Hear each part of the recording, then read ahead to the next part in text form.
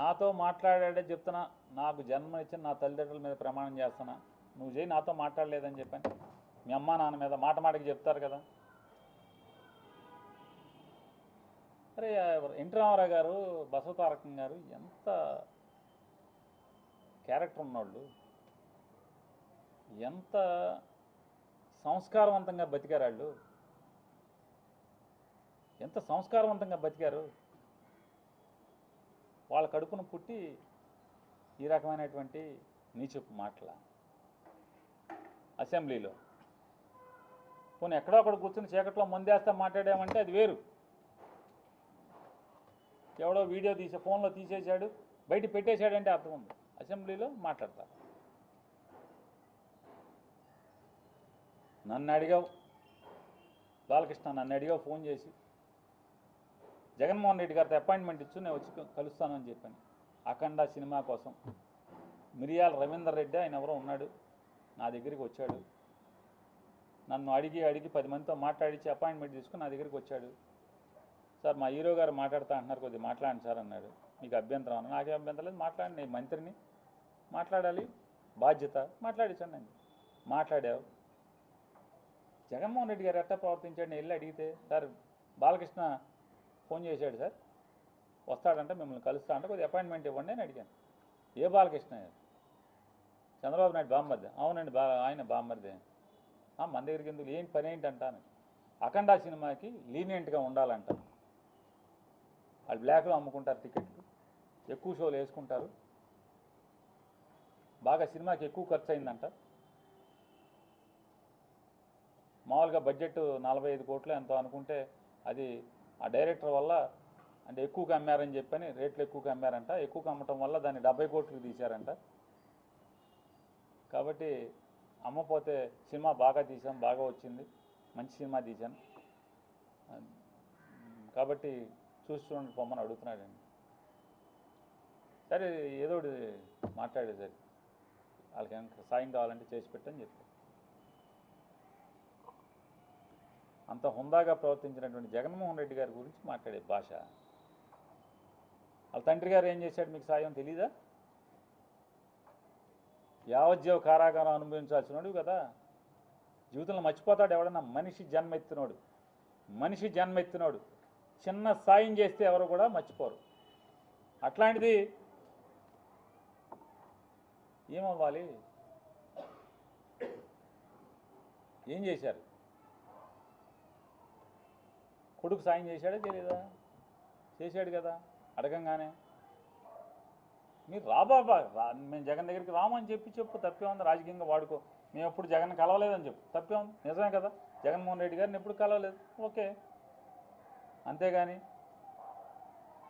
నేను రానున్నాను, ఎవడు రానున్నది? ఎవడు? హాస్పిటల్ బిల్లు కోసం డాక్టర్ హరికృష్ణ, ఎవరైతే ఆరోగ్యశ్రీ చూసేవాడు హరికృష్ణతో మాట్లాడలేదు? మా బావ ఉండగానే బిల్లులు ఆగిపోయినాయి, మాకు బిల్లులు ఇప్పించండి అని అడగలేదా? బిల్లులు ఇవ్వలేదా జగన్ గారు? ఏం సైకో మీ బసవతారకం హాస్పిటల్ని ఎప్పుడన్నా ఇబ్బంది పెట్టాడా?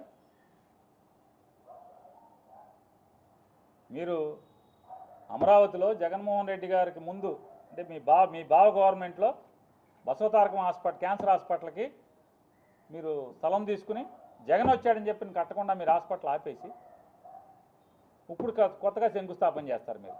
అంటే ఎవడు సైకో? నువ్వా సైకో, జగన్మోహన్ రెడ్డి గారు సైకో? సైకో బుద్ధులు, సైకో ఆలోచనలు ఎవరి? తప్పు కదా, ఇట్లా మాట్లాడచ్చా అని అడుగుతున్నాను. ఇప్పుడు మీకు చిరంజీవి గారంటే పడదు, ఈర్ష్య ఉంది. పవన్ కళ్యాణ్ అంటే ఈర్ష్య ద్వేషాలు ఉన్నాయి. పట్టుకో అలా కూములు చచ్చిపోతున్నారు ఇంకో లోపల. అది మీ బావకే చెప్పుకోవాలి.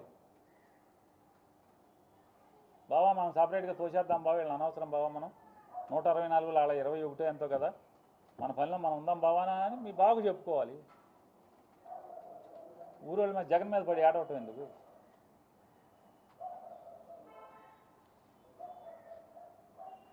నిజంగానే ఈ కామినేని శ్రీనివాసు ఇట్లాంటి అవాకులు చవాకులు తప్పుడు మాటలు నిజంగా చిరంజీవి గారికి విలువిచ్చి మర్యాద ఇచ్చి సొంత అన్నలాగా ఆయన్ని అభిమానంతో చూసుకుంటే చివరికి పవన్ కళ్యాణ్ ఇట్లాంటి చాలామంది ఇట్లాంటి తప్పుడు మాటలు మాట్లాడి ఎన్ని నిందలు మోసాం ఈరోజు దాకా కూడా. దాదాపుగా ఒక 3-4 సంవత్సరాలుగా ఎన్ని నిందలు మోస్తూ వస్తున్నాం. నిజంగా చిరంజీవి గారు ఇవాళ రాసినటువంటి ఉత్తరమే పవన్ కళ్యాణ్ వాగినప్పుడే రాసి ఉంటే కనుక అతను నోరు మూతపడేది, జగన్ గారి మీద కూడా ఇంత విషం చిమ్మేటువంటి పరిస్థితులు ఉండేవి కాదు. సరే, మంచికో చెడుకో చిరంజీవి గారిని కూడా స్వాగతిస్తున్నాను. ఇట్లాంటి దుర్మార్గులు కామినేని శ్రీనివాసు, బాలకృష్ణ లాంటి తప్పుడు మాట్లాడేవాళ్ళు, దుర్మార్గులు, కిరాతకులు, నోళ్లు మూయించేటువంటి మంచి పని వాళ్ళకైనా చేశారు చిరంజీవి గారు. ఆయన తక్షణం స్పందించినందుకు మనస్ఫూర్తిగా ఆయన స్వాగతిస్తున్నాం. ఆయన మాటల్ని ఆయన రిలీజ్ చేసినటువంటి ఆ ఉత్తరాన్ని, జరిగిన సంఘటనలు చెప్తూ, అంటే అంత గొప్పగా వాళ్ళని చూస్తే ఈ రోజుకి మేము తప్పులు చేసి ఉంటే, సినిమా ఇండస్ట్రీ పట్ల మేము తీసుకున్న నిర్ణయాలు తప్పుడు నిర్ణయాలు అయితే నారా చంద్రబాబు నాయుడు గారిని, పవన్ కళ్యాణ్ గారిని ఇద్దరిని నేను నిలదీస్తున్నాను. మేము ఇచ్చిన జీవో ఈ రోజుకి మీరు ఎందుకు ఇంప్లిమెంట్ చేస్తున్నారు? రద్దు చేయాలి కదా. మా నిర్ణయం తప్పుడుదైతే, సినిమా పరిశ్రమ పట్ల మేము తీసుకున్న నిర్ణయాలు తప్పుడు నిర్ణయాలు అయితే మీరు ఎందుకు రద్దు చేయట్లేదు? అదే జీవోని అనుసరించి వాళ్ళకి మీరు అందరికీ సినిమా రేట్లు ఎందుకు మీ దగ్గరికే రావాలని ఎందుకు కోరుకుంటున్నారు? ఆ రోజు జగన్మోహన్ రెడ్డి గారు సినిమా వాళ్ళని కాళ్ళకాడికి పిలిపించుకోవడం అని మీరు దుర్భాషలాడింది. మరి ఇవాళ మీరేం చేస్తున్నారు అంటున్నారు? ఎవరి కాళ్ళు బ్లాక్లో అమ్ముకోవచ్చు కదా, మీరెందుకు నియంత్రిస్తున్నారు? మీ కాళ్ళకాడికి ఎందుకు రావాలని కోరుకుంటున్నారు?